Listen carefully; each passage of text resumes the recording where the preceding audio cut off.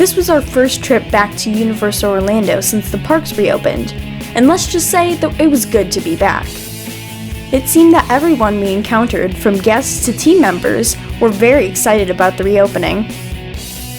In this video, we're going to talk about our visit to all 3 theme parks, as well as staying 2 nights in an on-site hotel. We'll show you the good things that Universal's doing, as well as what went wrong, so stay tuned.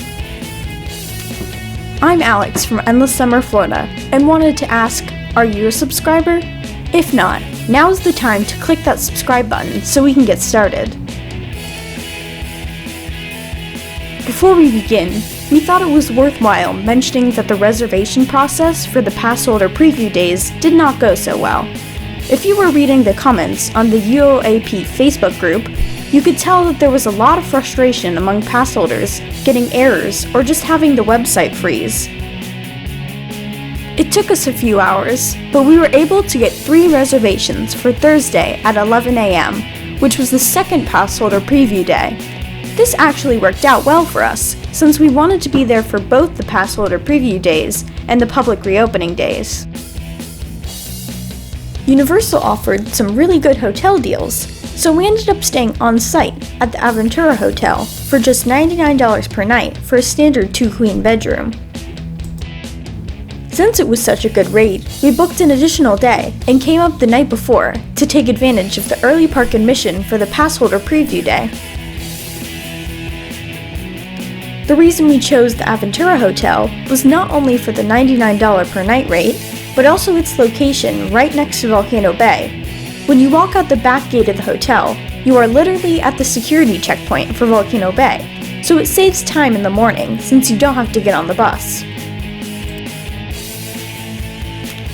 The hotel did a great job of making us feel safe. Everyone had their temperature taken when first walking in the front door, and they were given a wristband that lets the other temperature checkpoints know that you've already had yours checked. This allows you to move freely through the entire resort, including the hotels, City Walk, and the theme parks. All guests and team members were required to wear masks in the public areas of the hotel. The only exception is when you're eating or drinking. There are some specific areas in the theme parks where you can take them off, but we'll cover this later in the video. Universal installed plexiglass barriers at the check-in counter, and there were signs throughout the lobby reminding guests to practice social distancing. Additionally, the hotel limited 1 travel party per elevator. It was never a problem during our stay since the hotel was empty, but they may be a little difficult to enforce things when they get busier. Since we were told the hotel was only 29% occupied, the team member at the front desk upgraded our room to the 15th floor, and we had a pretty good view of Universal's endless summer hotels, as well as International Drive. Our room was very clean, and we're sure that no one stayed in the room since Universal closed back in March. One of the things we love about this hotel is that they give you an iPad which controls just about everything in your room. You can turn on the TV, control the lights and temperature, surf the web, check out the entire Universal Orlando resort, and even chat with guest services. The hotel features a 17th floor rooftop lounge, a fitness center with showers and locker rooms, a food court, and a pretty decent pool area. If you want to learn more about this hotel, we will put a link in the description below to our complete hotel tour from last year. There are a number of benefits of staying on site, but one of the best is early park admission. Although our reservation for Passholder preview day was 11 a.m., we were able to access the park at 8 a.m. Essentially, we never needed to spend all that time online getting our advanced reservations in the first place. But hey, everyone's still learning how to deal with this.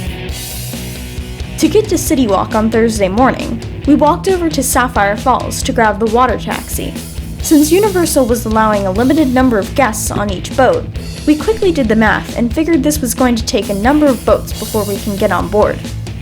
We decided to make the walk along the garden path past the Royal Pacific Resort to the side entrance of City Walk near Jimmy Buffett's Margaritaville. It took about 10 minutes, but since it was a cloudy day and early in the morning, it was pretty nice outside. Since Universal had the early park entry, we headed there first.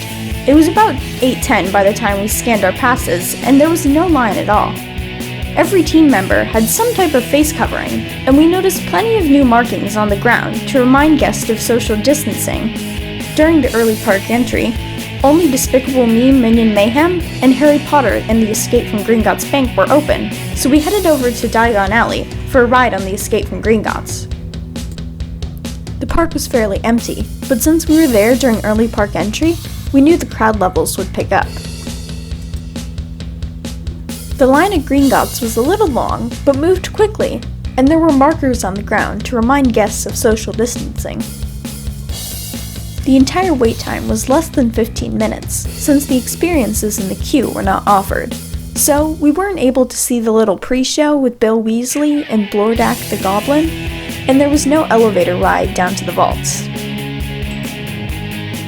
A team member hands the 3D glasses to guests instead of having to grab them from the baskets, and hand sanitizer was offered prior to boarding the ride vehicle. Only one travel party was allowed to a row, and there was a vacant row between guests.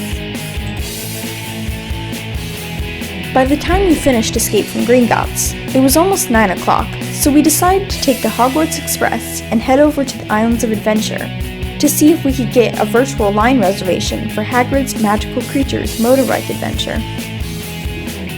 It took a number of attempts, but while waiting in the Hogwarts Express queue, just past the entrance, we were able to get a ride time on Hagrid's for the next 15 minutes. Since the line on the Hogwarts Express didn't seem to be moving quickly, we decided to walk over the Islands of Adventure.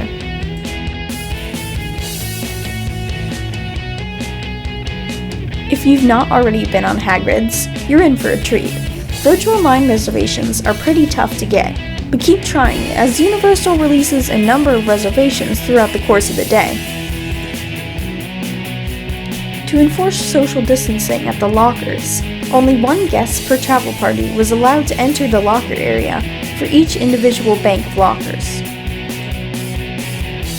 Hagrid is a great ride, and definitely one of our favorites. Click the YouTube card icon in the upper right-hand corner of this video to watch the entire ride. On the date of our visit, Harry Potter and the Forbidden Journey was closed, so we decided to check out the all-new Raptor encounter, followed by a ride on the Jurassic Park River Adventure. The wait time on Jurassic Park was less than 20 minutes, and social distancing markers were shown in the queue to remind everyone to stay 6 feet apart. On this ride, or any of the water rides for that matter, you can take off your mask, since when the masks get wet, it's almost impossible to breathe. Since the rain started and we were already wet from Jurassic Park, it made sense to go on another water ride, so we went over to Dudley Do-Right's Ripsaw Falls for a quick ride. The wait time was 10 minutes, and as with all the other rides, we found social distancing markers in the queue line. After our quick ride, the rain was coming down hard, so we stopped at Blondie's for a quick lunch. Blondie's is a quick-service dining restaurant, but a team member now brings out your food to the table. Based on what we saw, Universal was doing a pretty good job of keeping the tables clean between guests. At this point, the rain was too much, and with half of the rides closed, we took the bus back to Aventura to relax and dry off. The following day was the first day of Universal's reopening to the public, so we decided to head over to Volcano Bay for early park entry. The crowd levels were very light this day, and as you can see from our video, it was very rainy and cloudy, so that may have kept most people away from the water park. The entire day was great, as there were virtually no lines on most of the rides. We rode just about everything by 11 a.m., and didn't have time to use the Tapu Tapu system once.